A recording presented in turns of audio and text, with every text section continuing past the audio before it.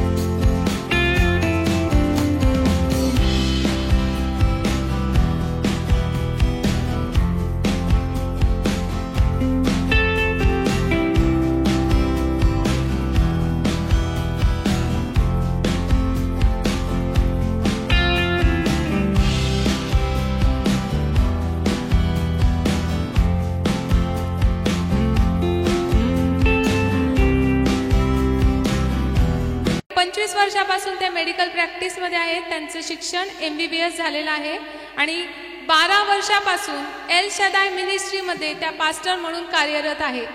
आता सध्या त्या सामाजिक संस्था आणि NGO मध्ये त्यांचा सहभाग आहे. आपल्या या सिस्टर प्रभूची सेवा करतात आणि प्रभू त्यांना भरपूर रीतीने आशीर्वादित करतो. आणि आज प्रभूने त्यांना इमॅन्युअल मराठी अलायन्स चर्च भुसावळमध्ये घेऊन आलात आणि म्हणून आम्ही आमच्या चर्चद्वारे त्यांचे मनापासून स्वागत करतो आणि पुढची वेळ त्यांच्या हाती सोपवतो. आयांना आणि माझ्या मुलींना हार्दिक शुभेच्छा. जेव्हा आरशामध्ये बघाल तर स्वतःला सांगा, मी देवाची सगळ्यात सुंदर निर्मिती आहे. जेव्हा पण आरशासमोर उभं राहाल तेव्हा सांगा स्वतःलाच दररोज सकाळी की मी देवाची सगळ्यात सुंदर निर्मिती आहे. आमेन. जागतिक महिला दिनानिमित्त मला Emmanuel Marathi alliance church Bhusawal यांनी बोलवल्याबद्दल मी तुमचे धन्यवाद देते. आणि इतक्या सगळ्या महिला आज या कार्यक्रमाला उपस्थित आहे. देवाची कृपा आहे की खरोखर देवाने आम्हाला एकत्र केलेलं आहे. आणि जेव्हा पण येशूच्या नावामध्ये आम्ही एकत्र असतो तेव्हा देवाची उपस्थिती आमच्यामध्ये असते. आणि आज आमचा देव आमच्यामध्ये आहे आणि नक्कीच आज तो त्याच्या वचनाद्वारे आज आमच्या जीवनामध्ये ज्या कमी घटी आहेत त्याविषयी बोलणार आहेत. आणि आज देव आम्हाला वचनाद्वारे हे सांगणार आहे की आम्ही देवासाठी किती इम्पॉर्टंट आहोत. आज आम्ही महिला देवासाठी किती महत्त्वपूर्ण काम करणार आहोत याविषयी आज वचन परमेश्वराचं आमच्याशी बोलणार आहे.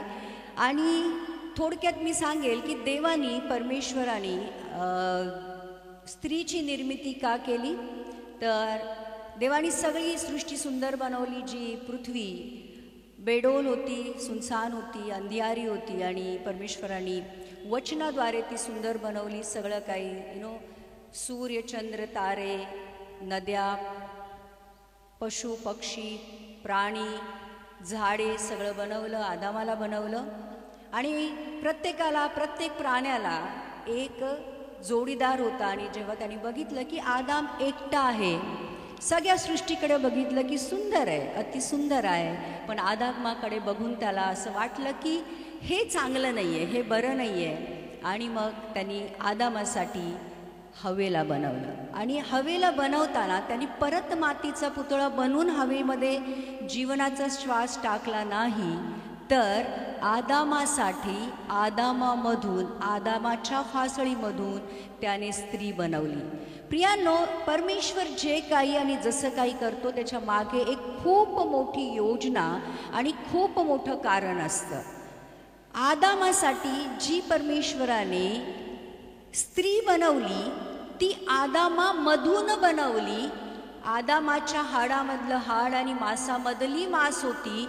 याचा अर्थ असा होता की आदाम जो पूर्ण नव्हता, आदामामधून बनवलेल्या स्त्रीमुळे आदाम पूर्ण झाला. सो आज आम्हाला एक गोष्ट लक्षात ठेवायची आहे, आमच्या आदामाबरोबर आम्हाला कम्पीट नाही करायचं. कम्पीटचा मतलब स्पर्धा नाही करायची आहे. आमच्या आदामाला आम्हाला पूर्ण करायचं. कारण घरात प्रॉब्लेम का होतात? कारण आम्ही आमच्या आदामाबरोबर काय करतो? स्पर्धा करतो. मी किती चांगली, तू किती वाईट, मी किती काम करते, तू कसं कर. म्हणजे मला असं म्हणायचं आहे की आम्ही, परमेश्वराने असं केलेलं आहे की आदामामध्ये जी कमी होती ती हवेने भरून काढावी आणि हवेमध्ये जी कमी होती ती आदामाने भरून काढावी. आणि म्हणून आम्हाला एका कुटुंबामध्ये याच्यासाठी ठेवलेलं आहे की आम्ही एकमेकाच्या कमी घटीला पूर्ण करून एकमेकाला साथ देऊन परमेश्वराची जी योजना आहे आमच्यासाठी ती पूर्ण करावी. म्हणून प्रियानो, हवेला परमेश्वराने त्याच्या फासळीपासून बनवली. आमच्या जे घरामध्ये आहेत, सोसायटीमध्ये आहेत, चर्चमध्ये जे आहेत, ते जे रोल आहेत ते कम्प्लिटली वेगळे आहेत.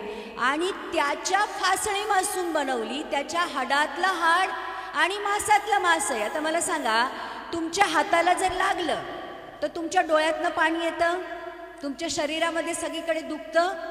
तर ही जी हाडातली हाड आणि मांसातली मांस जी स्त्री बनवली आहे, जर पुरुषाला दुःख झालं तर स्त्री रडली पाहिजे आणि स्त्रीला दुःख झालं तर पुरुष रडले पाहिजेत. कारण ते एक आहेत, एक शरीर आहे. जर आमच्या शरीराला त्रास झाला तर आमच्या कुठल्या भागाला त्रास झाला तर आमच्या शरीराला त्रास होतो.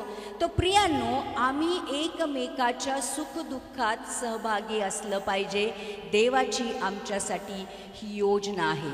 आणि अनुरूप सहाय्यक असं म्हटलेलं आहे. परमेश्वराने हवेला बनवलं त्यावेळेस सांगितलं की या आदामासाठी ती अनुरूप आहे. अनुरूप म्हणजे प्रत्येक गोष्टीमध्ये त्याच्यासाठी ती चांगली आहे. तर आज आम्ही आमच्या आदामाला आत्मिकरित्या, शारीरिकरित्या, बौद्धिकरित्या अनुरूप असलं पाहिजे ना. त्याला खाली म्हणजे आमचे जे आमची परमेश्वराने जे आम्हाला जोडीदार दिलेला आहे त्याला ना आम्हाला खाली पाडायचं आहे, ना वरती डोक्यावर चढवायचं आहे, आणि नाही आम्ही एक बरोबरचे आहोत. तर प्रियांनो, आम्हाला अनुरूप होऊन परमेश्वराची योजना पूर्ण करायची आहे. परमेश्वराने स्त्रीला फासळीपासून बनवलं. याचा अर्थ आहे हृदयापासून बनवलं. फासळी ही हृदयाच्या जवळ असते. म्हणजे पुरुष आणि स्त्री हे समसमान आहेत. कोणी उंच नाही, कोणी नीच नाहीये. दोघांनी मिळून मी परत का सांगते, परमेश्वराची योजना पूर्ण करण्यासाठी. कारण प्रियांनो, आम्ही पैसा, प्रॉपर्टी, नाव कमवण्यासाठी किंवा मुलांना जन्म देऊन त्यांचं पालपोषण करण्यासाठी बनवलेलं नाही आहोत. ते बाय प्रॉडक्ट आहे. ते एक जीवनाचं एक बोलू शकतो की एक परमेश्वराने दिलेली जोड गोष्ट आहे.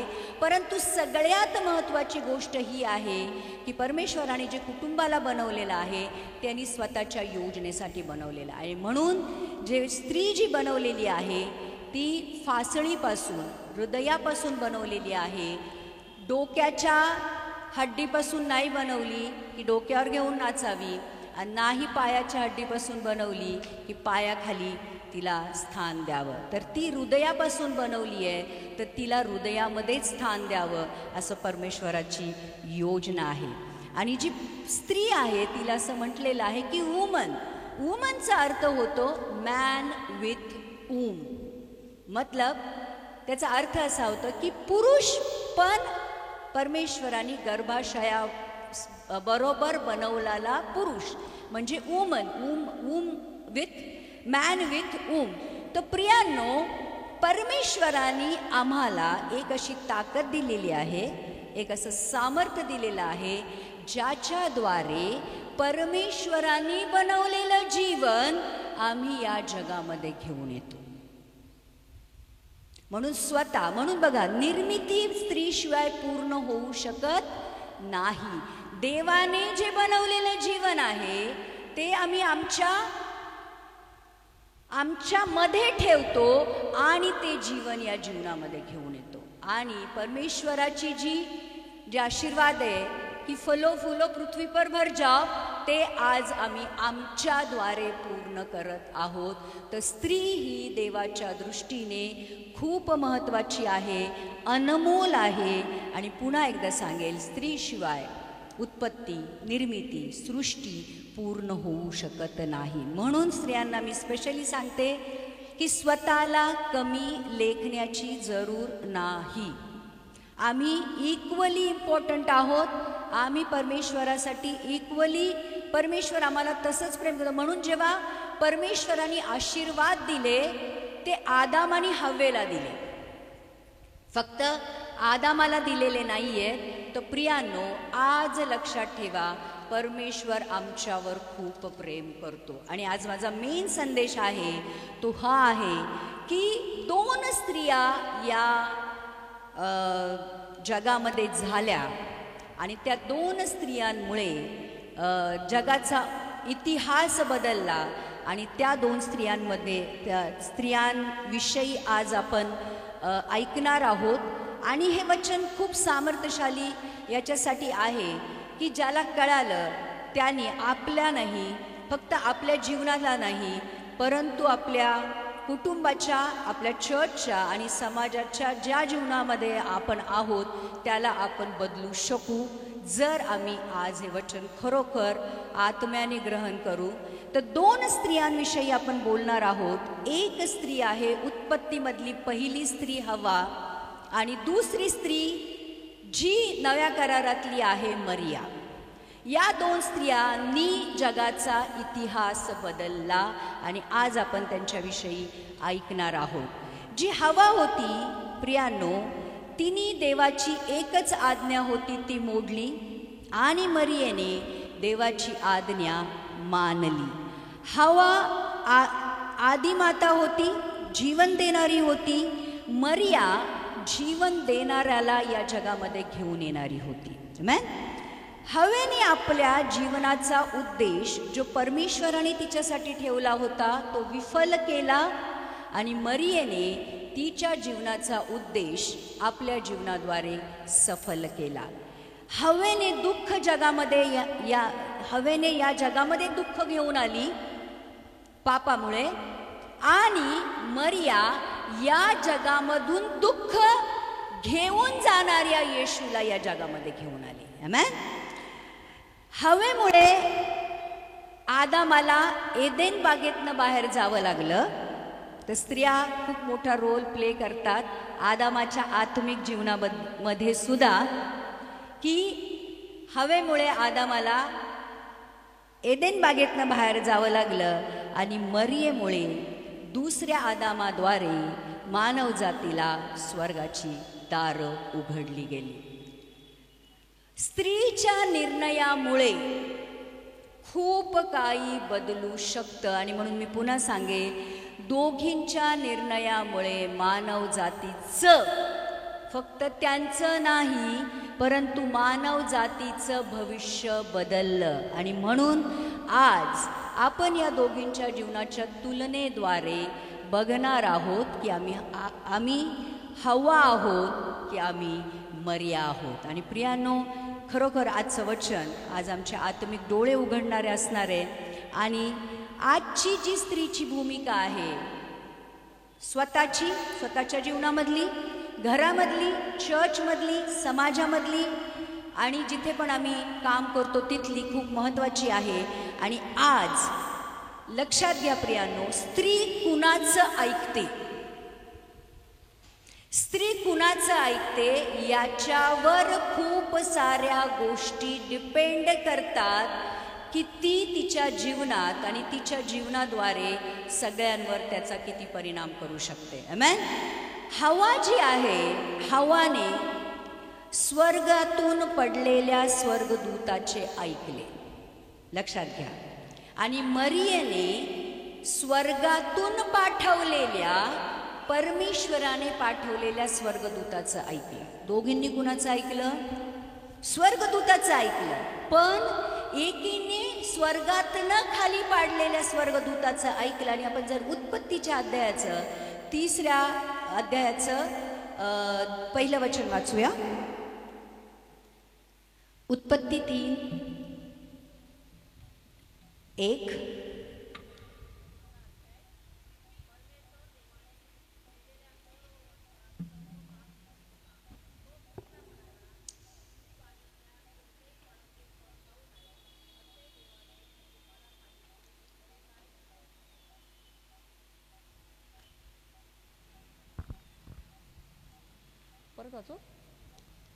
परमेश्वर देवाने केलेल्या सर्व वंचारात सर्प फार धूर्त होता. तो स्त्रीला म्हणाला, तुम्ही बागेतल्या कोणत्याही झाडाचे फळ खाऊ नये असे देवाने तुम्हाला सांगितले, हे खरे काय? जो स्वर्गदूत होता लुसिफर, शैतान, तो हवेला विचारतो, एदेन बागेतल्या सगळ्या झाडांची फळं खाण्यासाठी तुम्हाला मना केलेला आहे का? तुम्ही खाऊ शकत नाही का? आणि मग हवा त्याला उत्तर देते 3:3. उत्पत्ती 3:3. पण बागेच्या मध्यभागी असलेल्या झाडाच्या फळाविषयी देवाने सांगितले आहे की ते खाऊ नका, त्याला स्पर्शही करू नका, कराल तर मराल. तर इथे जेव्हा स्वर्गदूत विचारतो की सगळी झाडाची फळं खायला तुम्हाला मनाई केली आहे का? ती म्हणते नाही नाही नाही नाही नाही. मधोमध जी झाडं आहे, बऱ्याने वाईटाचं जे झाड आहे, त्याचं फळ खायला पण मना केलंय आणि त्याला स्पर्श करायचं पण मना केलंय. तो स्त्रियांमध्ये एक गोष्ट अशी असते, आपलं जोडायचं, बरोबर? मस्त तिखट, मीठ, मिरची, मसाला, फोडणी टाकायची आणि जी गोष्ट एवढी असते त्याला एवढी करून बोलायची. हे हवेचा स्वभाव आहे. आता परमेश्वराने काय सांगितलं? खाऊ नका, खाल तर मराल, अवश्य मराल. ही म्हणते खायचं पण नाही, स्पर्श पण करायचं नाही. चांगली गोष्ट होती, स्पर्श नाही केला तर खाणार नाही. परंतु परमेश्वर या स्त्रीला माहीत नव्हतं की ती ज्याच्याशी बोलत आहे तो देवापासून नाही आहे. लक्षात घ्या प्रियांनो, आम्ही कुणाशी बोलतो ते लक्षात घ्या. मग तुम्ही ऑनलाईन बोलत असा, तुम्ही समोरासमोर बोलत असा, तुम्ही शेजारीनिशी बोलत असता, तुम्ही ज्याच्याशी पण बोलत असा, हे आम्हाला बुद्धी ज्ञान असलं पाहिजे की आम्ही कुणाशी बोलतोय. कारण हवा ज्याच्याशी बोलत होती तो देवापासून नव्हता, देवापासून दूर केलेला तो होता आणि तो देवाच्या विरुद्ध काम करणारा स्वर्गदूत होता. तो प्रियांनो, देवाच्या वचनाविरुद्ध आणि देवाच्या विरुद्ध जे कोणी बोलतात त्यांच्याशी आमचा संबंध दूर दूरपर्यंत असला नाही पाहिजे. पहिली गोष्ट लक्षात घ्या. जे वचनातून बोलतात, जे वचनातून सांगतात, जे वचनाप्रमाणे वागतात, आमची संगती त्यांच्या बरोबरच असली पाहिजे. बघा आता हवेचा प्रॉब्लेम काय झाला? ती देवाच्या वचनाच्या विरुद्ध बोलणाऱ्या शैतानाबरोबर बोलत होती आणि म्हणून ती शैतानामुळे भुरळ पाडली गेली. तर प्रियांनो, आज आमचा शत्रू कोण आहे हे पहिलं ओळखून घ्या. आणि मग बायकांना जी खूप बोलायची सवय असते, परमेश्वराचं वचन आज आम्हाला एक प्रकारे क्लिअरली सांगतं, फार वाचाळता असली म्हणजे पापाला तोटा नाही, पण जो आपली वाणी ताब्यात ठेवतो तो शहाणा होय. नीतिसूत्र 10व्या अध्यायाचं 19वं वचन असं सांगतं. आणि म्हणून स्त्रियांना स्पेशली सांगेल, जरुरी असेल तरच तोंड उघडा, नसेल तर बंद ठेवा. उगीचच बोलणं, कारण नसताना बोलणं, तिथे परमेश्वराचं वचन सांगतं पापाला तोटा नहीं. बातों में हम ऐसी बातें कर जाते हैं जिन बातों की ज़रूरत नहीं है और वो बातें हमें फंसा सकती है, पाप की ओर लेके जा सकती है.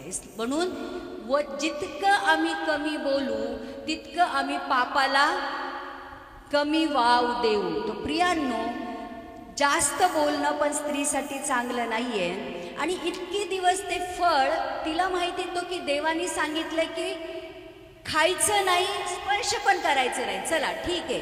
आणि इतके दिवस तिला माहिती होतं की त्या फळाला खायचं नाहीये, ते ठेवलंय पण देवाने सांगितलंय की नाही खायचं, आणि तिने खाल्लं नव्हतं आणि ती त्याला सांगते की परमेश्वराने सांगितलंय खाशील तर नक्की मरशील. म्हणजे खाल्ल्यानंतर जे परिणाम होणार आहे ते पण तिला माहिती होते आणि ती खात नव्हती. पण ज्याच्याशी ती बोलत होती त्याने जेव्हा तिला सांगितलं त्या फळाविषयी, तिची दृष्टी बदलली, त्या फळाकडे बघण्याची एक नजर आहे ती बदलली आणि मग ती पापामध्ये पडली. आणि मग आपण बघू शकतो उत्पत्तीच्या अध्यायाचं 3:5 वाचूया. कारण देवाला हे ठाऊक आहे की तुम्ही त्याचे फळ खाल, त्याच दिवशी तुमचे डोळे उघडतील आणि तुम्ही देवासारखे बरे वाईट जाणणारे व्हाल. तर हे सत्य होतं की ज्या दिवशी तुम्ही फळ खाल त्या दिवशी तुमचे डोळे उघडतील. बरे वाईटाचं ज्ञान परमेश्वरालाच माहिती होतं, माणसापर्यंत ते जाऊ नको ही परमेश्वराची इच्छा होती. हे अर्ध सत्य होतं. पण पुढचं वचन तो सांगतो तिला 3:6, त्या झाडाचे फळ खायला चांगले दिसायला मनोहर आणि शहाणे करायला इष्ट आहे असे त्या स्त्रीला दिसून आले. तेव्हा तिने त्याचे फळ काढून खाल्ले आणि आपल्याबरोबर आपल्या पतीलाही ते दिले व त्याने ते खाल्ले. आता काय झालं, इतके दिवस माहिती असतं खाईल तर मरेल, खायचं नाही, बोर्ड लिहिलेला असतो की इथं पोहू नये, इथे थुंकू नये, इथे वाकू नये, इथून क्रॉस करू नये. पण मानवामध्ये एक अशी इच्छा असते की जे नाही सांगितलं ना करायला, आम्हाला ते करायला खूप आवडतं आणि करून बघायला आवडतं. आणि मग झाल्यावर त्याचे परिणाम भोगावे लागतात ती गोष्ट वेगळी. पण आतून एक शैतानाची जी स्वभाव आहे की जे करायला सांगितलं ते करायचं नाही. हा कुणाचा स्वभाव आहे? परमेश्वराचं वचन सांगतं की वचनाप्रमाणे चाला, बरोबर, तर आशीर्वाद मिळतील, आणि वचनाच्या विरुद्ध चालाल तर श्राप घेऊन याल. तर प्रियांनो, हा जो स्वभाव आहे हा स्वभाव शैतानाचा आहे. आणि म्हणून वाईट संगती चांगल्या कॅरेक्टरला कशी खराब करते हे बघा. ही जी हवा होती ही परमेश्वराने स्वतःच्या प्रतिरूपाची, स्वतःच्या समानतेमध्ये पवित्र आत्म्याद्वारे बनवलेली होती. पण ही हवा कारण वाईट संगतीमध्ये होती, ती परमेश्वरासारखी असून सुद्धा पापामध्ये पडली. तर प्रियांनो, वाईट संगती परमेश्वराच्या ज्ञानाला सुद्धा भ्रष्ट करते हे लक्षात घ्या. सुलेमान राजाला परमेश्वराने स्वप्नामध्ये येऊन विचारलं, तुला काय पाहिजे, काय वरदान देऊ? तो म्हटला, मला तुझं ज्ञान पाहिजे, तुझी बुद्धी पाहिजे. आणि परमेश्वराने त्याला दिली आणि तो म्हटला की मी तुझ्यावर प्रसन्न झालं कारण तू माझं ज्ञान मागितलं आणि ज्या गोष्टी तू नाही मागितल्या त्या ज्ञानाबरोबर मी तुला देत आहे. तू दीर्घायुष्य नाही मागितलं, मी तुला देतो, पैसा, प्रॉपर्टी, नाव, सगळं काय मी तुला देतो. पण प्रियांनो, हाच सुलेमान राजा जेव्हा त्याच्या 1000 बायकांबरोबर अन्य देवतांच्या मागे लागला तो भ्रष्ट झाला. म्हणजे परमेश्वर आम्हाला आज हे सांगत आहे, आमची संगती वेळोवेळी चेक करणं आम्हाला खूप जरुरी आहे. प्रत्येक गोड बोलणारा माणूस किंवा स्त्री ही देवापासून नाही आहे हे आज आम्हाला कळलं पाहिजे. इतक्या दिवस ते फळ टाकलेलं होतं, खायचं नव्हतं. पण जेव्हा शैतानाने सांगितलं नाही नाही नाही नाही तुम्ही खाल तर अवश्य नाही मरणार, पहिली गोष्ट तुम्ही देवासारखे व्हाल, तुमचे डोळे उघडतील. आणि मग जेव्हा त्यांनी तिची दृष्टी बदलली, पापाकडे बघायची दृष्टी, जग बदलतं. थोडं केल्याने काय होत नाही, थोडं खोटं बोलल्याने काय होत नाही, थोडी चोरी केल्याने काय होत नाही, थोडं लबाडी केल्याने काय होत नाही, थोडी हेराफेरी केल्याने काय होत नाही, हे शैतानाचे वाक्य आहेत. काही होत नाही असं नाही, पाप केलं की परिणाम भोगावे लागतात, हे लक्षात घेतलं पाहिजे. आणि मग आता फळ तिला त्यांनी दाखवलं की झाडाचे फळ खाण्यात चांगले. आणि मग हेच जे गोष्टी आहेत परमेश्वराने आम्हाला नवीन करारामध्ये 1 योहान 2:16 वाचूया, जिथे लिहिलेलं आहे की जे पाप आहे ते कशा प्रकारे असतं. आज आपण हे जे उत्पत्तीमध्ये 3:6 मध्ये लिहिलेलं आणि 1 योहान 2:16 मध्ये लिहिलेलं आहे. कारण जगात जे सर्व आहे ते म्हणजे देहाची वासना, डोळ्याची वासना, संसाराविषयीची फुले ही पित्यापासून नाही तर जगापासून आहेत. तर पहिली गोष्ट तिने बघितलं की हे फळ खाण्यास चांगलं आहे. खाल्लं होतं का? खाल्ल्याशिवाय कळतं का की चांगलं आहे की नाही? पण जेव्हा आम्हाला वाटतं ना की हे खाण्यात चांगलं असेल, आम्ही जरूर ट्राय करतो. बरोबर? खात नाही पण ट्राय करतो. आणि मग ही देहाची वासना आहे. स्पेशली स्त्रियांना विशेष करून खाण्याचं खूप वेळ असतं. बरोबर? खाण्याचा खूप शौक असतो. चांगला आहे पण त्याच्याने वजन वाढलं तर मग प्रॉब्लेम होतो. कोलेस्ट्रॉल वाढलं की प्रॉब्लेम होतो. डायबिटीस वाढलं की प्रॉब्लेम होतो. खाण्याचा शौक, फॅशन करण्याचा शौक, कपडे घाला पण कपडे असे घाला की शरीर झाकलं गेलं पाहिजे. बरोबर? आज जे ट्रेंड येतात, जे काय फॅशन येते आज जगामध्ये, ते आमचं काम नाही. परमेश्वराने जे आम्हाला देह दिलेला आहे, जे परमेश्वराचं मंदिर आहे, त्याला व्यवस्थित ठेवणं हे आमचं काम आहे.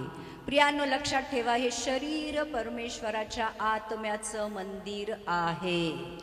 म्हणून फॅशन करा पण फॅशन अशी करा की ज्याच्यामध्ये देवाचं गौरव होईल. आमेन. तर स्पेशली स्त्रियांसाठी जगिक गोष्टींच्या मागे लागण्याचा शौक. आम्हाला खूप जग आवडतं आणि आम्ही जगाचं अनुकरण करायला लागतो. देवानी सांगितलंय ख्रिस्ताचं अनुकरण करा, ख्रिस्ताच्या मागे चाला. आमच्यासाठी एकच आयडल आहे, आमच्यासाठी एकच व्यक्ती आहे ज्याचं अनुकरण आम्हाला करायला सांगितलेलं आहे आणि तो आहे येशू ख्रिस्त. जगाच्या मागे लागण्याचा शौक आम्हाला सोडला पाहिजे. जगासारखं दिसण्याचा शौक. माझी सहकारी इतकी चांगली दिसते, तिने जी लिपस्टिक आणली, तिने जो ड्रेस आणला, तिने जी ज्वेलरी आणली, तिने जी साडी आणली, तीच मला पाहिजे, आमच्यामध्ये असलं नाही पाहिजे. ती जशी दिसते किंवा खूप सारे जे लोक TV सिरियल बघतात, पिक्चर बघतात, हे बघतात किंवा मॉडेल्स बघतात, त्या बायकांना म्हणजे त्यांना असं वाटतं मला तिच्यासारखं दिसायचंय, 0 फिगर पाहिजे, हे पाहिजे, ते पाहिजे. प्रियांनो, जगासारखा दिसण्याचा किंवा वागण्याचा शौक आमच्यामध्ये असला नाही पाहिजे. किती लोकांना समजते? आमेन. जे देवापासून नाही ते माझ्यासाठी इष्ट नाही, हे स्वतःला सांगितलं पाहिजे. म्हणून त्या झाडाचं फळ खाण्यास चांगलं ही देहाची वासना आहे. दुसरी गोष्ट तिने बघितलं की दिसण्यात आकर्षक आहे, डोळ्यांची वासना. आणि आजकाल डोळ्यांच्या वासनेमुळे खूप सारी पाप आज आमच्या जीवनामध्ये आम्ही इन्व्हाइट करत आहोत, त्यांना बोलवत आहोत. तर स्त्रियांना जे चांगलं दिसतं ते पाहिजे असतं. बरोबर? स्त्रियांना जे चांगलं दिसतं ते पाहिजे असतं. मार्केटमध्ये गेल्या फक्त घ्यायला जातील एक ड्रेस, 4 ड्रेस चांगले दिसले की 4 ड्रेस उचलून घेऊन येतील. एक भांड घ्यायला जातील, 2-4 सेट चांगले दिसतील, घरात घेऊन येतील. म्हणजे जे चांगलं दिसतं ते आम्हाला हवं असतं आणि आमची शॉपिंग कधी संपतच नाही. नवरा बिचारा एका जागी बसलेला असतो, कधीची शॉपिंग. बरेच तर नवरे येतच नाही बायकांबरोबर. तू शॉपिंग कर, हे पैसे घेऊन जा, तुला काय करायचं ते कर बाबा, मला तुझ्याबरोबर फिरायचा कंटाळा येतो. एक साडी घेशील, 10 दुकानं फिरशील, त्या 10 दुकानवाल्यांना 100 साड्या काढायला लावशील आणि तुला एक पण साडी पसंत पडत नाही. याच्यामध्ये होतं काय प्रियांनो? आमचा वेळ, आमचा पैसा आणि आमची एनर्जी वाया जाते. आणि ज्या गोष्टींमध्ये या 3 गोष्टी वाया जातात त्या गोष्टी इष्ट नाही आहेत. वेळ वाया घालवणं सुद्धा परमेश्वराच्या प्रती एक मोठं पाप आहे. आमेन. तर जे शेजारणीकडे असतं आम्हाला पाहिजे असतं. तिच्याकडे डबल डोअरचा फ्रीज आला, मला त्याच्यापेक्षा चांगला पाहिजे. तिच्याकडे ही वॉशिंग मशीन आली, मला तिच्यापेक्षा चांगली पाहिजे. लगेच तुंतुन सुरू होतं नवऱ्याच्या मागे. बरोबर?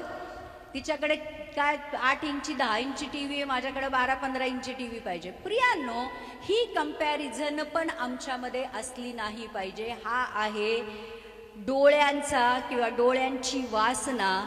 जे आकर्षक असतं ते पाहिजे असणं. दुसरी गोष्ट स्त्रियांना, स्पेशली मुलींना मी सांगेल चांगल्या दिसण्याचा शौक ठीक आहे, पण मोबाईल आणि मीडियामध्ये जे चांगलं दिसतं त्यांच्यासारखं बनायला लागणं हा आमचा शौक नाही. आज मीडियावर शैतानाने असे ट्रॅप्स टाकून ठेवलेले आहेत, तुम्ही कधी अलगत त्या ट्रॅपमध्ये फसता तुम्हालाही कळत नाही. प्रत्येक हाय हॅलो लुकिंग गॉर्जस हे देवापासून किंवा देवाच्या लोकांपासून नाही. जिथं हाय आला त्याला ब्लॉक करा, लिहून ठेवा. जेव्हा पण व्हॉट्सअपवर, इन्स्टावर, फेसबुकवर जिथं काय तुमचे अकाउंट आहे, हाय आला ब्लॉक करा. काय बोलायचं? हाय आला ब्लॉक करा. कारण शैतान जसा हवेच्या जीवनामध्ये शिरला तसे हे शैतान तुमच्या जीवनामध्ये शिरण्याचा हाय हॅलोद्वारे प्रयत्न करत असतात. दुसरी गोष्ट माझ्या बहिणींना आणि माझ्या मुलींना मी सांगेल, चांगले फोटो काढ, टाक इन्स्टावर, टाक फेसबुकवर, टाक व्हॉट्सअपवर. बिलकुल नाही. आम्हाला प्रदर्शन करण्यासाठी बनवलेलं नाही. आम्ही चांगले दिसतो ते आमच्यासाठी, आमच्या नवऱ्यासाठी आणि आमच्या कुटुंबासाठी आणि आमच्या देवासाठी. दुसऱ्यांना बघण्यासाठी आम्ही किती सुंदर आहोत देवाने ठेवलेलं नाही. आणि मग होतं काय, सकाळी सकाळी एक चांगला फोटो टाकायचा आणि दिवसभर मोबाईल उघडून बघत बसायचं, किती लाईक्स, किती कमेंट्स, किती थम्स, किती शेअर. आणि मग झोपताना बघायचो, अरे बाप रे, आज एवढ्यांनी लाईक केलं, एवढ्यांनी थंब दिला. प्रियांनो, एका चांगल्या ख्रिस्ती व्यक्तीचं किंवा परमेश्वराच्या लेकराचं हे काम नाही.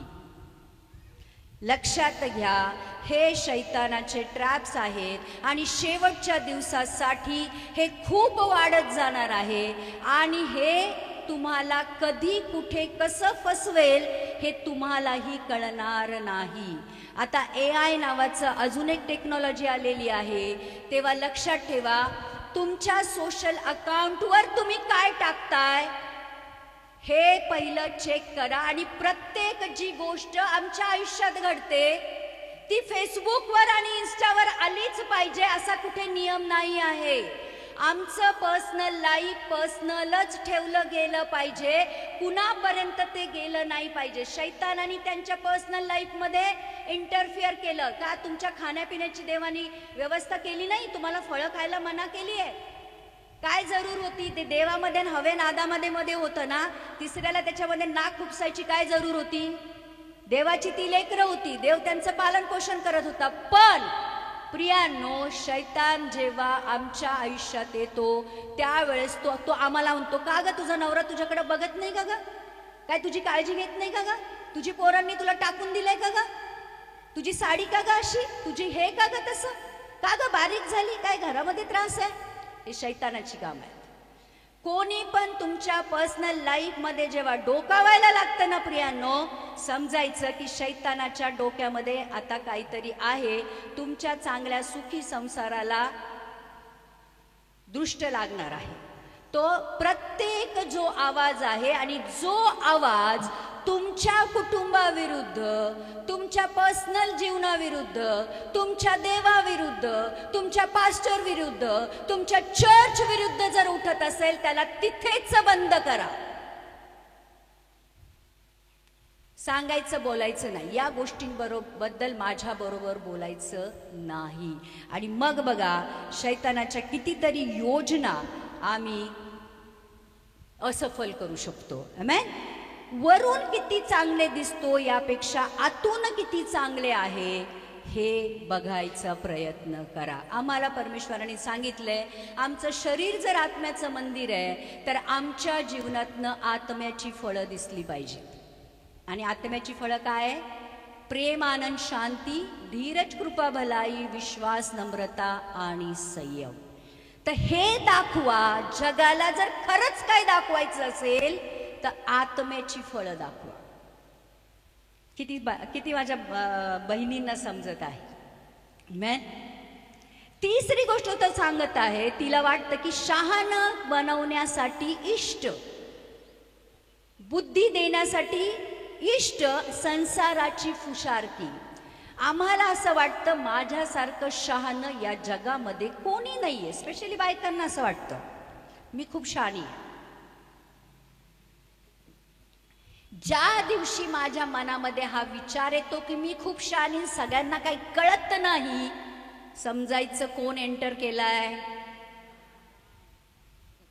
तुम्हाला काही कळत नाही, तुम्हाला काही समजत नाही, तुम्ही चुप्प बसावं, तुम्हाला काही कळत नाही, बोलू नका.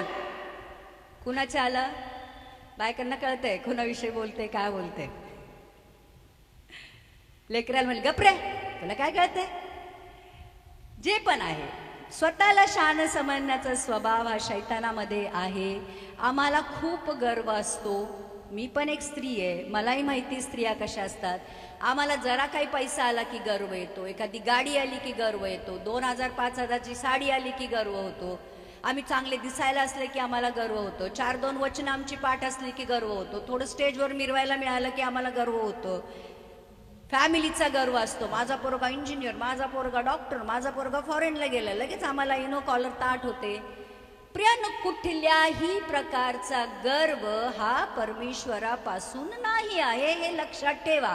भले तुमच्या जीवनामध्ये अशी कारणं असतील की गर्व करायची गोष्ट असेल, पण लोकांसमोर गर्व करू नका, लोकांना खाली दाखवू नका. समजतं मी काय बोलतीये? आमेन. भाव खायची जी आमची सवय आहे ही कुठून आली आहे कळतंय? हा, भाव खायची सवय, उगाचच भाव खायचा, ही शैतानाची सवय आहे. दुसऱ्यांना खाली दाखवायचं, तू कशी आहे मी कशी आहे, कंपॅरिझन करून दाखवायची. प्रियांनो, हा स्वभाव कुणाचा आहे हा लक्षात घ्या. जळवायची सवय, बायकांना खूप जळवायची सवय असते आणि कळत असतं आम्हाला की मी जळवतीये, मी मुद्दामून करतीये, मी मुद्दामून बोलतीये, मी मुद्दामून माहिती असतं आम्हाला, आमच्या डोळ्यातनं पण दिसत असतं. जळवायची सवय सुद्धा परमेश्वरापासून नाही आहे. मी तुझ्यापेक्षा श्रेष्ठ कशी, चांगली कशी, हे जे आम्ही एकमेकीला दाखवतो ना प्रियानो, हे चांगलं नाहीये. परमेश्वराचं वचन सांगतं, अगर खरंच कोणी खालच्या लेवलला असेल त्याला हात द्या आणि त्याला तुमच्या लेवलला घेऊन या. खाली दाखवू नका कुणाला, कारण हा जो स्वभाव आहे हा स्वभाव परमेश्वरापासून नाही आहे. आणि मग काय होतं प्रियांनो माहितीये का? याच्यामुळे परमेश्वराच्या राज्याचं नुकसान होतं. जसं झाड तसं फळ. जेव्हा लोक आम्हाला बघतात, आम्ही चर्चमध्ये येतोय, आम्ही बायबल वाचतोय, आम्ही प्रार्थना करतोय, पण परमेश्वराचा स्वभाव जेव्हा आमच्या जीवनातनं दिसत नाही ना प्रियांनो, तर मग लोक आमच्या परमेश्वराकडे येण्यासाठी कचरतात. किंवा जर आमचा स्वभाव खरंच वाईट आहे, आम्ही खरंच दोष देतो, आम्ही भांडण करतो, आम्ही गर्व करतो, आम्ही फुशारक्या मारतो आणि आम्ही देवाच्या आणि आम्ही ज्या लोक विश्वासामध्ये नाही त्यांना म्हणतो माझ्या चर्चमध्ये चल मी तुझ्यासाठी प्रार्थना करू ग, लोक आमचं ऐकणार नाहीत.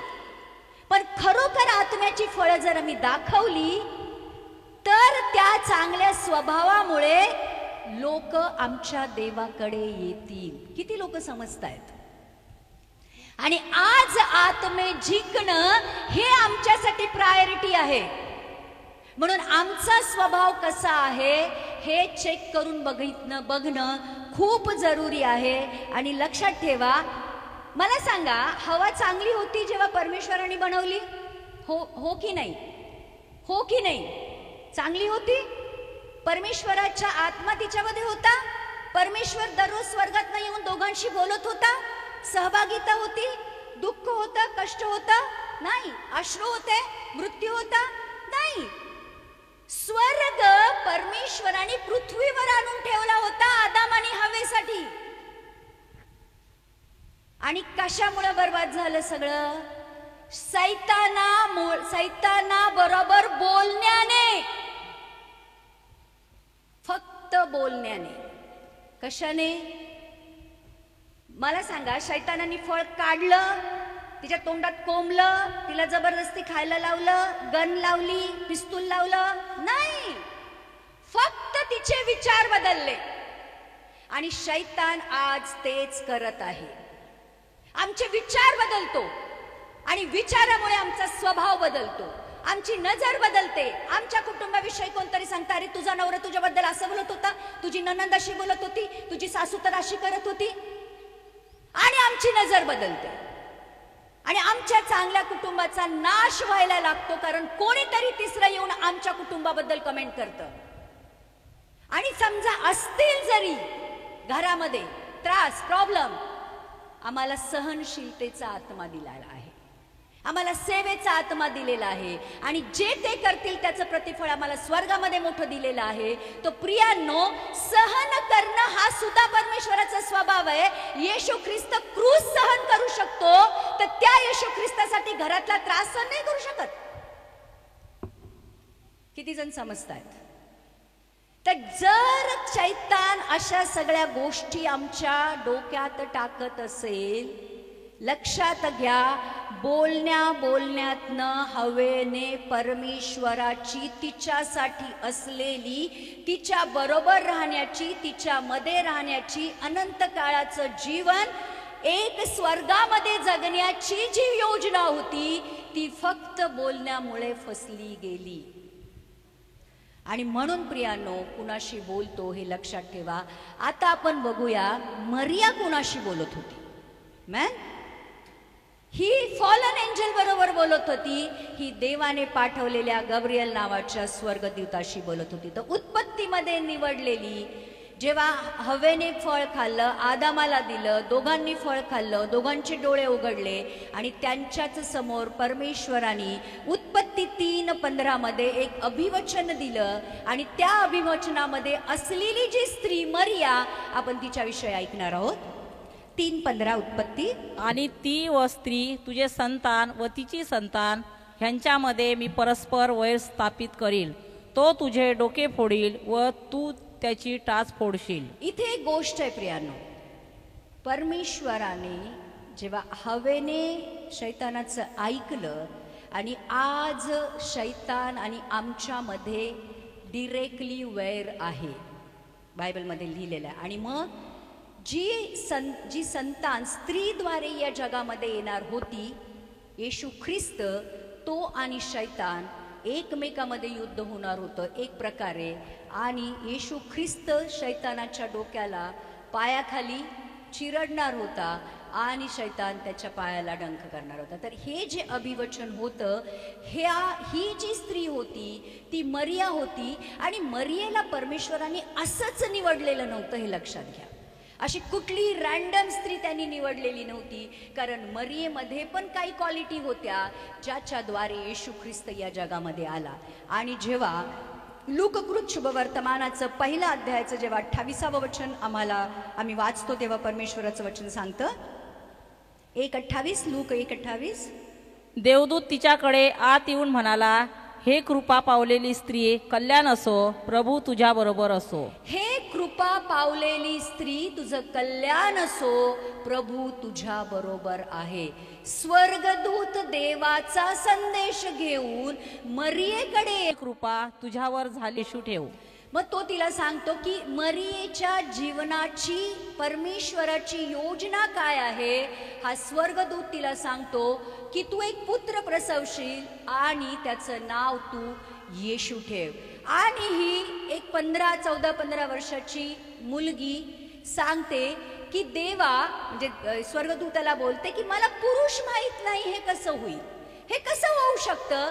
प्रियांनो, पवित्रता फक्त शारीरिक अभिप्रेत नाहीये परमेश्वराला, पवित्रता ही आत्मिक पण अभिप्रेत आहे. आत्मिक पवित्रता ही होते की तुमच्या मनामध्ये पण पाप नाही, तुमच्या हृदयामध्ये पण पाप नाही आणि तुमच्या आत्म्यामध्ये पण पाप नाही.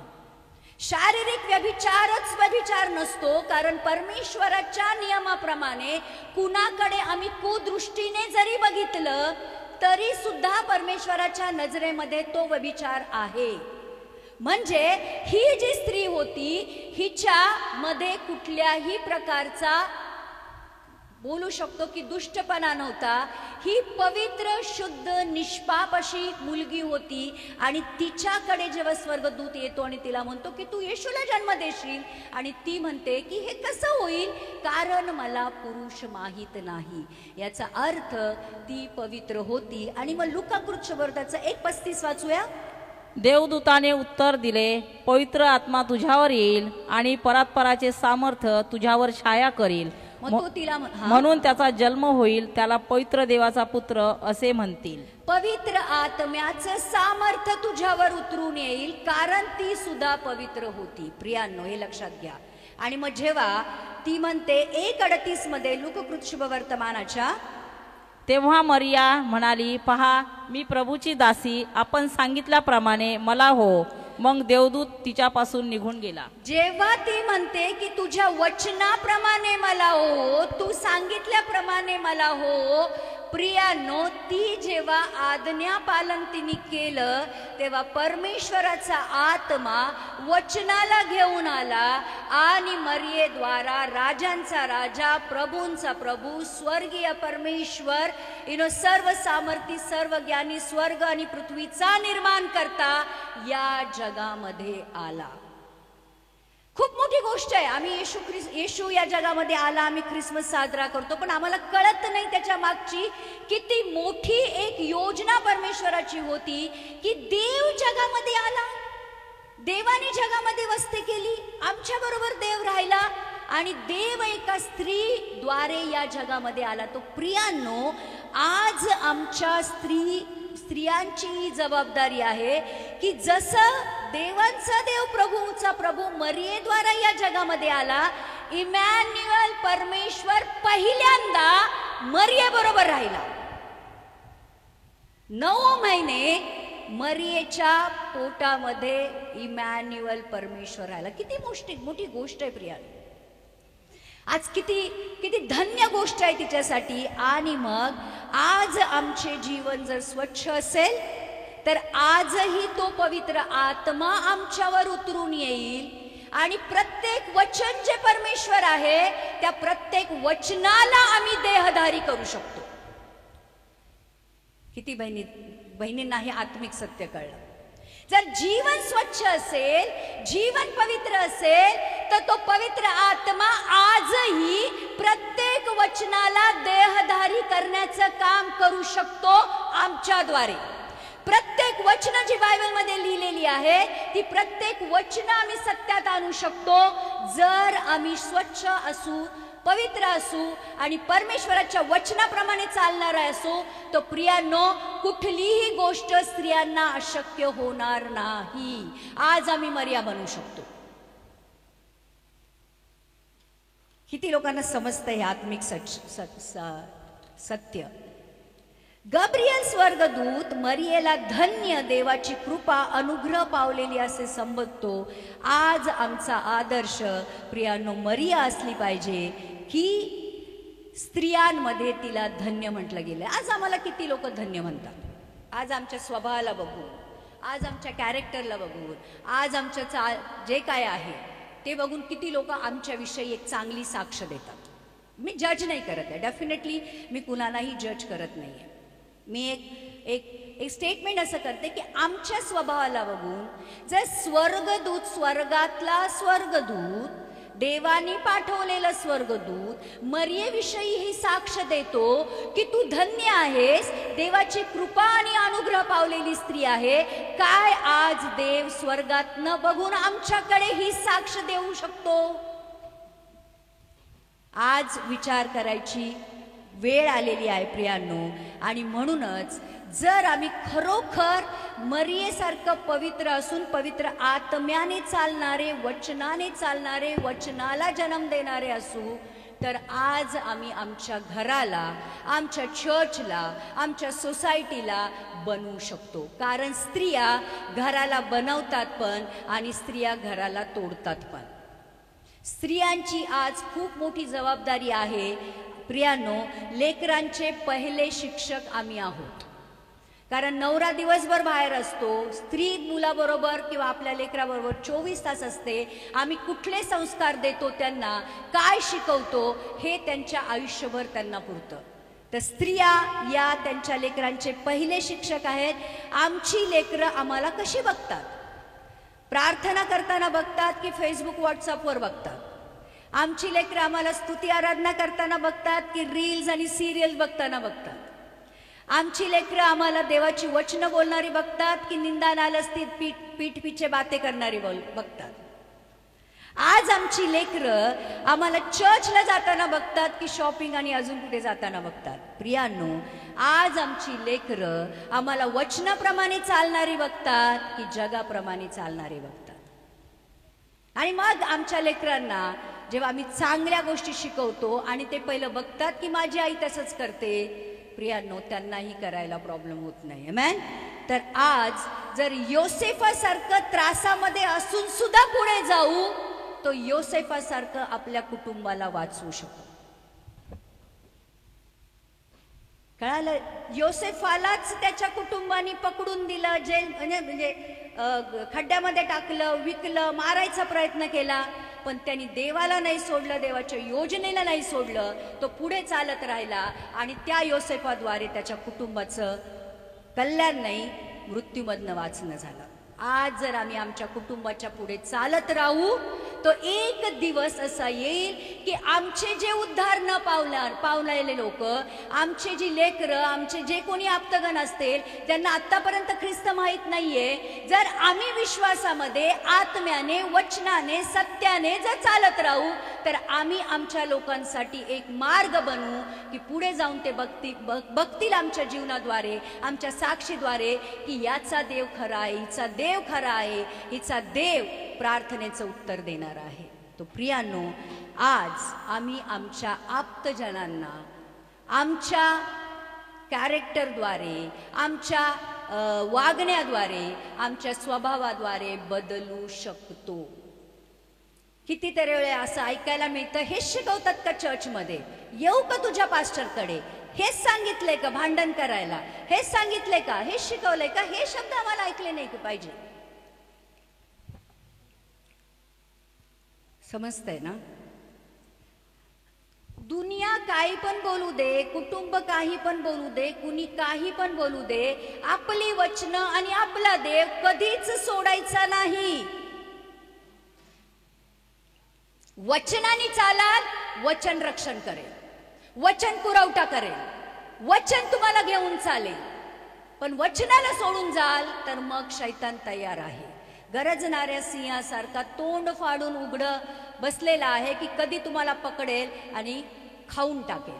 तर प्रियांनो, वचन तुमचं रक्षण करतात. आणि म्हणून हव्वेचा पहिल्या पुत्राने दुसऱ्या पुत्राला मारून टाकलं. बघा, पापाचे परिणाम पाप कुठं घेऊन जातं? हाबेलाला कायनाने मारून टाकलं. आणि आजही हबेलाचं रक्त जमिनीतून ओरडत आहे. परंतु मरिया देवाच्या वचनाप्रमाणे चालली, आज्ञा पालन केलं आणि मरियेच्या पहिल्या पुत्राच्या रक्ताद्वारे सारे मानव जातीचे सारी पाप धुतली गेली. लक्षात घ्या, पाप आज आमच्या पिढ्या काय करत आहेत? आज आमचे दुःखही आहेत, आमची लेकरं व्यसनाधीनतामध्ये आहेत, आमची लेकरं आज वाईट संगतीमध्ये आहेत, आज आमची लेकरं अन्य जाती लोकांच्या लग्न करत आहेत. प्रियांनो, आमच्यामुळे आमची संतती ही आशीर्वादित होईल जर आम्ही देवामध्ये राहू, देवाच्या वचनाप्रमाणे चालू, देवाच्या संगतीमध्ये राहू, देवाचं ऐकू. तर प्रियांनो, आमच्या येणाऱ्या पिढ्या सुद्धा परमेश्वर आशीर्वादित करेल. फक्त आम्ही नाही, पण आमच्या येणाऱ्या पिढ्यांना सुद्धा परमेश्वर रक्षण करेल. आमेन. आणि तिसरी गोष्ट, जगाने हवेला दोष दिला. 1 तिमोथी 2:14 मध्ये लिहिलंय. तिमोथीकराचं पहिलं पत्र 2 अध्यायाचं 14वं वचन वाचूया. आणि आदाम भुलवला गेला नाही, तर स्त्री भुलून अपराधात सापडली.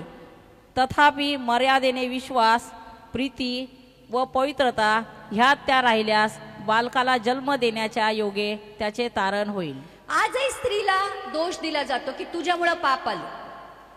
एक गोष्ट लक्षात ठेवा, हव्वा स्वतःच्या प्रेमाद्वारे परमेश्वराने पहिला बनवलेला जो मानव आदाम, जो परमेश्वराच्या आत्म्याने बनलेला होता, परमेश्वराच्या उपस्थितीमध्ये चालत होता, ती जर त्याला ते फळ जे खायचं नव्हतं ते खायला घालू शकते आणि त्याला पापात घेऊन येऊ शकते? तो प्रियांनो, एक स्त्री आपल्या चांगल्या वागण्याने, आपल्या चांगल्या वचनाच्या चालण्याने, आपल्या चांगल्या स्वभावाद्वारे एक वाईट आदामाला चांगलं बनवू शकते. आज स्त्रीला दोष दिला जातो की तू अशीच आहे, तू तशीच आहे, तू असंच करते, तू तसंच करते.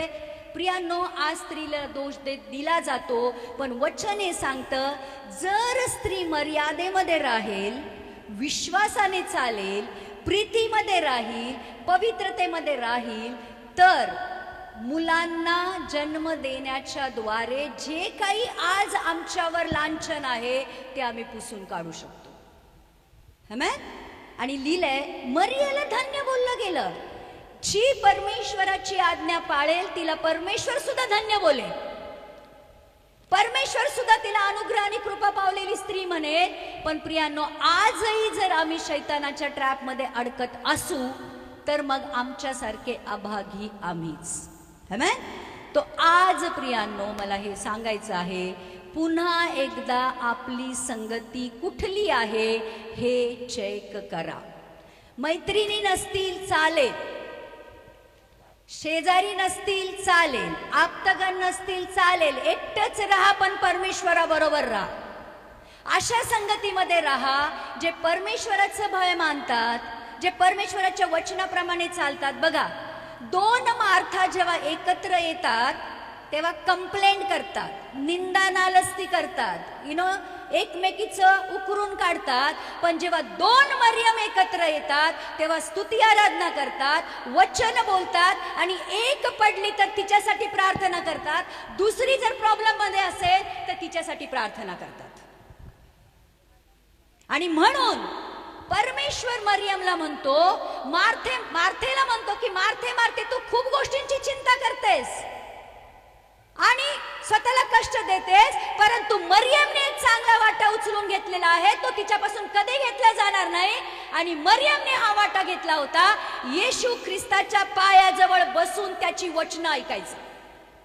परमेश्वर सुद्धा आज स्वर्गामध्ये बसून हे बघत आहे तुम्ही कुणाचं ऐकत आहात.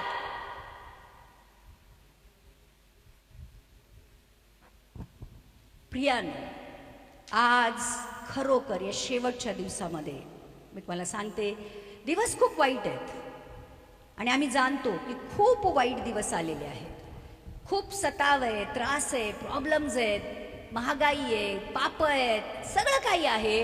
पण आज तुम्हाला मी परत एकच गोष्ट सांगेल, या शेवटच्या दिवसामध्ये वचन आणि पवित्र आत्मा हीच तुमची पुरवठा आणि रक्षण करणार आहेत. या शेवटच्या दिवसामध्ये जर विश्वासामध्ये बनून राहायचं असेल आणि जर आम्हाला येशू ख्रिस्ताबरोबर जायचं असेल तर सगळी दुनियादारी सोडून आज फक्त वचन आणि पवित्र आत्मा याच्याने चाललं पाहिजे. बाकी कुठला शॉर्टकट नाही आणि नाही कुठल्याही गोष्टी तुम्हाला देवाबरोबर चालवणार नाही. तो प्रियांनो, आज आम्हाला मरिया बनायचंय की हव्वाच राहायचंय? कारण हव्वा उडून गेली, मरिया आज स्वर्गामध्ये आहे. तर आज आमचं डेस्टिनेशन काय आहे हे आम्हाला बघितलं पाहिजे. आणि म्हणून मी तुम्हाला हे वचन दिलंय, पहा, देवाचा मंडप मनुष्याजवळ आहे, देव आपली वस्ती करील, ते त्याचे लोक होतील आणि देव स्वतः त्यांच्या बरोबर राहील. हे वचन आमची डेस्टिनी आहे. परमेश्वराला आमच्या बरोबर राहायचंय, कारण उत्पत्तीमध्ये तो त्यांच्या मध्ये होता आणि त्यांच्या बरोबर चालत होता, बोलत होता. जुन्या करारामध्ये परमेश्वर येत होता, जात होता. नवीन कराराची सुरुवातच ही होते की येशू ख्रिस्त जो परमेश्वर होता, वचन होता, तो आम्हामध्ये आला, वस्ती केली, डेरा केला. देव काय होतं त्यांनी दाखवून दिलं, देवाचं प्रेम दाखवलं. जे आदाम हवेने पाप केलं तर ते येशू ख्रिस्त ते पाप काढून गेला, आम्हाला पित्याच्या जवळ घेऊन गेला, पित्याच्या पवित्र अतिपवित्र स्थानामध्ये तो आम्हाला घेऊन गेला. आणि आता तो परत येणार आहे. जे लोक परमेश्वराच्या वचनाने आत्म्याने चालतील त्यांना घेऊन जाण्यासाठी. आणि मग आम्ही स्वर्गात जाणार आहोत. 7 वर्ष आम्ही स्वर्गात राहणार आहोत. 7 वर्षानंतर पुन्हा एकदा येशू ख्रिस्ताबरोबर आम्ही खाली येणार आहोत. हर्मगदान इथे लढाई होणार आहे. शैतानाला साकारणांनी 1000 वर्षासाठी बांधण्यात येणार आहे, त्याला अधोलोकात टाकण्यात येणार आहे आणि आम्ही येशू ख्रिस्ताबरोबर 1000 वर्ष या पृथ्वीवर राज्य करणार आहोत. पुन्हा एकदा एक लढाई होणार आहे. शैतानाला कायम स्वरूपी त्या अग्नीच्या आगीमध्ये नरकामध्ये टाकणार येणार आहे. जुनी पृथ्वी जुने आकाश जाणार आहे.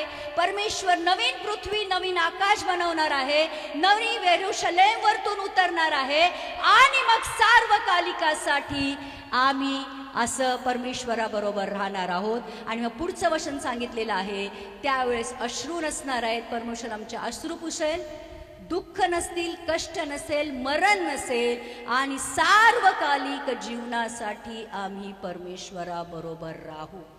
तो प्रियांनो, जर आम्हाला हे वचन आमच्या जीवनामध्ये घेऊन यायचं असेल तर आज जे पण परमेश्वराने आम्हाला सांगितलं आहे वचनाप्रमाणे आणि आत्म्याप्रमाणे चालणं आम्हाला केलं पाहिजे. आमेन.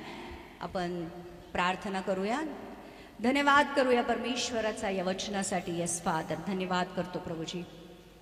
प्रभू, आज या वचनाद्वारे तू आमचे आत्मिक डोळे उघडलेले आहेत. प्रभू येशू, आज आम्ही जाणतो की तुला आमच्याबरोबर राहायचंय. प्रभू, आज आम्हीही कबूल करतो की आम्हालाही तुझ्याबरोबर राहायचं आहे. परमेश्वरा, आज आमची जी पण जो स्वभाव आहे, आमच्या ज्या कमी घटी आहेत प्रभूजी, आज आम्ही जाणत आहोत. परमेश्वरा, आज आम्ही पश्चाताप करत आहोत की प्रभू तुझं जे स्टँडर्ड आहे, तुझ्या वचनाचं जे सामर्थ्य आहे परमेश्वरा, ते सत्य समजून पण आम्ही सत्यापर्यंत पोहोचलेलं नाही आहोत. पण प्रभू, आजपासून आम्ही प्रयत्न करू की प्रभू तुझ्या वचनाप्रमाणे चालू, तुझ्या आत्म्याप्रमाणे चालू आणि प्रभू जसा तू आहे तसाच प्रभू पवित्र आणि सिद्ध बनण्याचा आम्ही प्रयत्न करू. परमेश्वरा, आज ज्या गोष्टी आमच्यामध्ये आहेत, ज्या चांगल्या नाही आहेत, तुझ्यापासून नाही आहे प्रभू, आज त्या आमच्या जीवनातनं काढण्यासाठी तू आम्हाला मदत आणि सहाय्यता कर. पवित्र आत्म्या, पुन्हा एकदा तुझं सामर्थ्य जसं मरियमवर उतरून आलं होतं तसं सामर्थ्य परमेश्वरा, जसं ते पेंटेकोस्टच्या दिवशी परमेश्वरा त्या 120 लोकांवर उतरून आलं होतं, ते सामर्थ्य परमेश्वरा पुन्हा एकदा आमच्यावर उतरून येऊ दे परमेश्वरा. आणि प्रभू तुझ्या पवित्र आत्म्याने तू आम्हाला भर प्रभू. ओ जीसस, थँक्यू गॉड, थँक्यू. आपण उभं राहूया.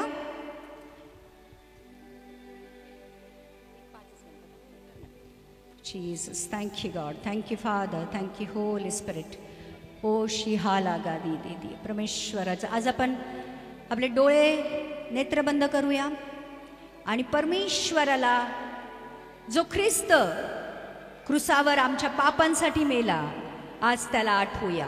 प्रियांनो, आम्हाला पित्याकडे घेऊन जाण्यासाठी येशूने किती मोठे बलिदान केलेलं आहे. आणि आज खरोखर प्रियांनो, आज आम्हाला त्या बलिदानाला जागायचं आहे आणि आज सांगायचं आहे, पवित्र आत्मा तू आमच्यावर उतरून ये, आमच्यामध्ये राहा, आमच्यामध्ये कार्य कर.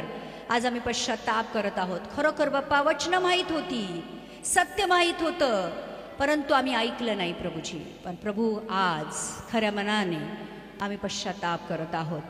Yes father. Oh Jesus, thank you God, thank you Jesus, thank you holy spirit. प्रत्येक मनाचा, शरीराचा, आत्म्याचा तू ताबा घे प्रभूजी. आज आमचे जे कमी घटी आहेत प्रभू, आज आम्हाला दाखव प्रभू. आज आम्ही पश्चाताप करत आहोत प्रभूजी. प्रभू, आज आम्ही तुझ्या उपस्थितीत येऊ इच्छितो प्रभू येशू. जशी मरिया होती तसं आम्ही बनवू इच्छित आहे परमेश्वरा. प्रभू येशू, आज आमच्याद्वारे प्रभू तुझी वचनं आम्हाला देहधारी करायची आहे परमेश्वरा. हो प्रभू येशू, प्रभू आज पुन्हा एकदा आमच्याशी तू बोल प्रभूजी, आमच्याशी तू बोल परमेश्वरा.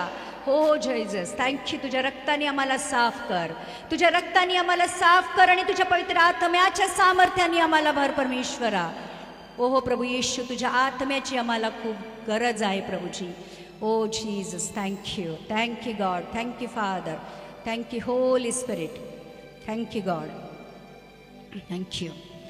फिर से वो आग बरसाए, फिर से तूफान आने, तेरी महिमा से, तेरे सामर्थ्य से, फिर से तू अभिषेक करे, फिर से वो आग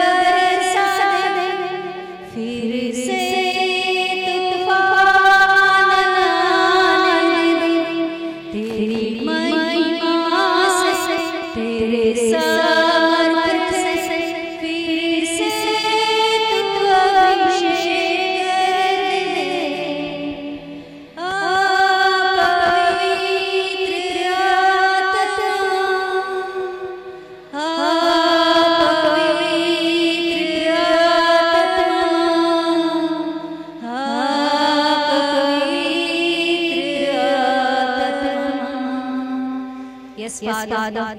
परमेश्वर आज तुझी लेकरं तुझ्या चरणाजवळ आलेली आहेत परमेश्वर, आज पश्चाताप करत आहेत प्रभूजी। आज प्रभू तुला अजून जवळून जाणू इच्छितात परमेश्वरा।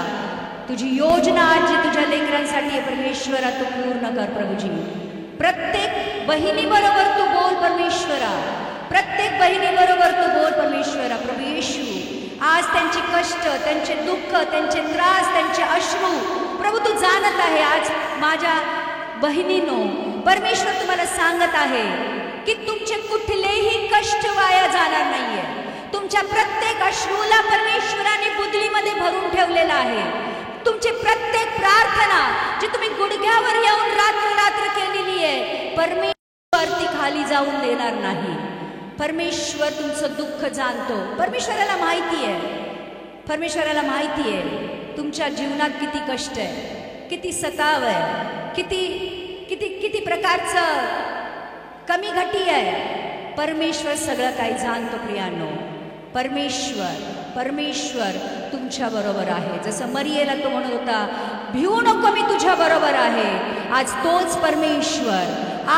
परमेश्वर आम्हाला सांगत आहे भिवू नको मी तुझ्या बरोबर आहे। तुझ्या प्रत्येक संकटात, तुझ्या प्रत्येक कष्टात, तुझ्या प्रत्येक त्रासामध्ये परमेश्वर तुझ्या बरोबर आहे आणि परमेश्वर तुझे प्रत्येक अश्रू पुसणार आहे। यस फादर, ओ प्रभू येशू तुझ्या लेकरांची दुःख तू जाणतो परमेश्वरा। तुझ्या लेकरांची कारण तो हृदय जाणणारा परमेश्वर आहे।